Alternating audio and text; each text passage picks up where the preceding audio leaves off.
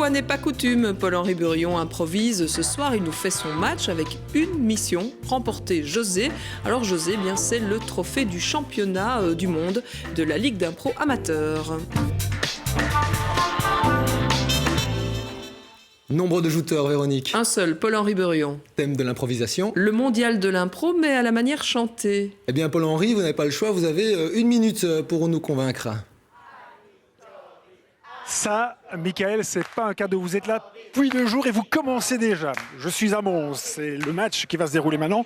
Italie-Belgique, le mondial de l'impro. Coralie, on peut dire que ce mondial, il se porte très bien, c'est le succès.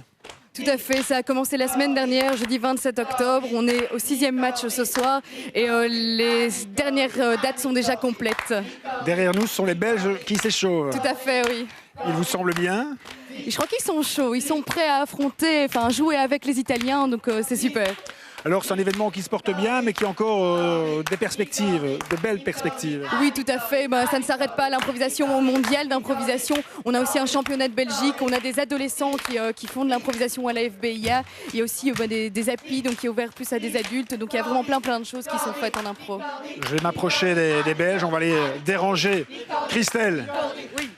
vous êtes chaude. On est en forme. On est en forme. Alors, comment arrive-t-on justement à se mettre en forme quand on fait de l'impro ? Eh bien, c'est très simple. On fait plein de petits exercices, des exercices un peu pour se mettre en forme, pour ouvrir un petit peu son imaginaire et puis pour être prêt à être disponible en groupe au jeu qui va se passer.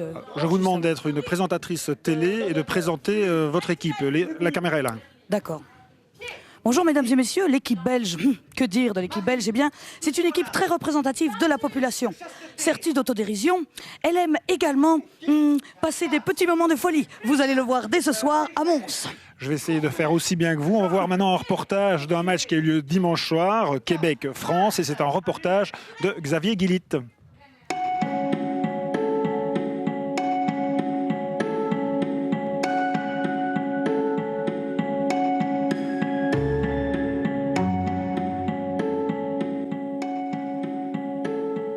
Donc ce sont 2 équipes qui se rencontrent.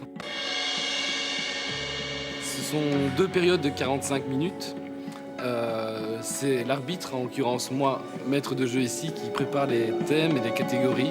La prochaine improvisation que nous allons avoir le bonheur de découvrir sous nos yeux ébahis est de nature mixte et aura pour titre « Le chemin de la prison », qui détermine la durée des improvisations qui vont se jouer. Je les énonce devant le public et devant les jouteurs, et puis hop, ils ont 20 secondes de réflexion et c'est parti pour le jeu. Le nombre de jouteurs est-il limité, la catégorie à la manière d'une télé-réalité. Et la durée sera de 7 minutes. J'ai tué une petite fille. Mais je suis pas fier de ça.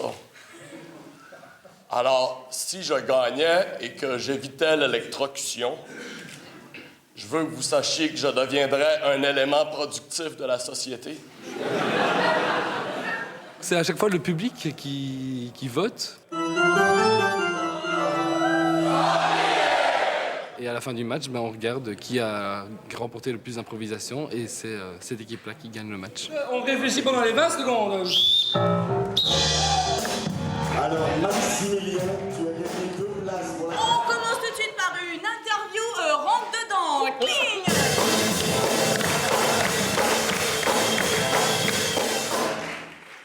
Alors, toujours selon le pitch, votre film s'appelle Polichinelle. Oui. Non, vraiment, c'est ridicule, c'est un nom à chier, non? Comment se prépare-t-on à un match d'improvisation ? On boit de la bière. Beaucoup. Enfin, surtout Arnaud. Et on se masse. On se masse. On peut pas s'entraîner pour faire des... On peut pas répéter un match d'improvisation, on peut pas pratiquer, on va le faire, là. Oh, hey, en attendant, vous vous rendez même pas compte, mais il est en train de descendre tout seul. Non, c'est que si je me rends compte, mais je suis pour les contractions parce que je suis pas dilaté. Ah oui. Ça y est, elle arrive. Je vais vous montrer comment qu'une femme québécoise en accouche. On a 1, on a 2, on a 3.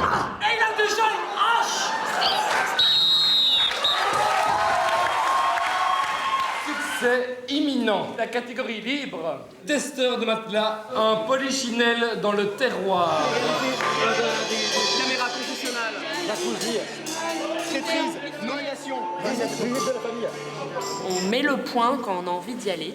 Et la- Tu et la- me fais de l'ombre. Et la coach? On met le point et là, non, le coach, tu as fait un lapsus. Le coach, voilà, frappe. Parce que comme ça, pour égaliser au fur et à mesure du match.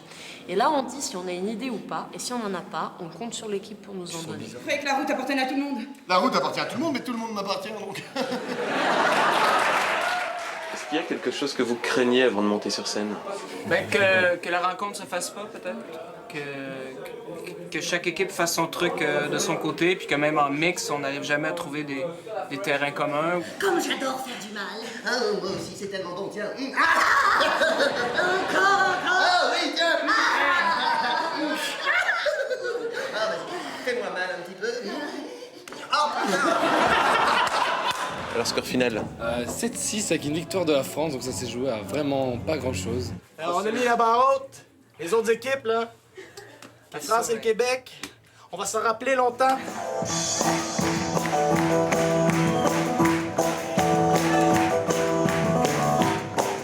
N'ayez pas peur de vous lever si vous avez aimé le spectacle. Et chez vous, Paul-Henri, est-ce que l'on a mis la barre très haut pour l'Italie? Je n'ai aucun doute, c'est le cœur qui parle. Mais les petits Belges, est-ce qu'ils sont chauds? Oui, je vais vous faire un grand plaisir, Michael. Venez voir. Voici les Italiens à l'échauffement. Lorraine est la coach. Alors, affronter un pays dans une langue qui n'est pas sa langue maternelle, il faut être vraiment très courageux. Oui, c'est vrai, mais on est très courageuse et on a beaucoup de fantaisie et on va travailler beaucoup avec la figure, l'expression de la figure et avec les corps. Et on espère d'entendre tout ce que va dire l'équipe. Quelle est la force de l'équipe italienne? La force, je pense l'énergie. L'énergie et la fantaisie qu'on y a. Comment se passe cette compétition pour vous? Bien, bien. Bien parce que c'est un défi, mais un bon défi. Et donc... Vous allez créer la surprise ce soir. je pense beaucoup de surprises. Voilà, ça doit vous faire plaisir, Michael. Venez, on va aussi rencontrer Yann. Yann, vous faites partie d'un club ici à Mons. L'impro, ça concerne beaucoup de monde et un peu partout en communauté française. Ah, oui, forcément. Nous, ça commence chez des enfants à partir de 9 ans. Et on va dans une deuxième section d'âge à partir de 13 ans. Et puis on a les adultes qui peuvent venir s'essayer. Puis nous, à Mons, on a un championnat également avec 4 équipes. Qu'est-ce qui fait la force de cette discipline? Probablement le prêt à jouer, comme il y a le prêt à porter en mode. La simplicité, la facilité d'accès, pas besoin de faire de grandes études. On vient, on s'amuse, c'est dynamique. Et puis tout le monde y prend son plaisir là où il peut le trouver. Voilà, on vous a compris en tout cas, ça vaut le détour. Et puis on va bientôt rentrer dans l'événement, je vous dis. Et pour se mettre dans l'ambiance, je vous propose le jingle.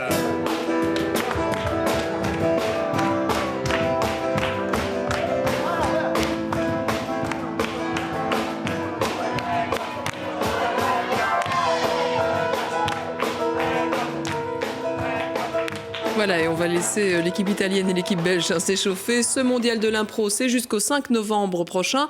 Ça dit, il faut s'accrocher pour trouver une place parce qu'elles sont plutôt rares, c'est souvent complet. Preuve du succès, cela dit, de la formule. Et heureusement, l'impro, c'est quand même toute l'année. Alors, info et programme sur www.fbia.be.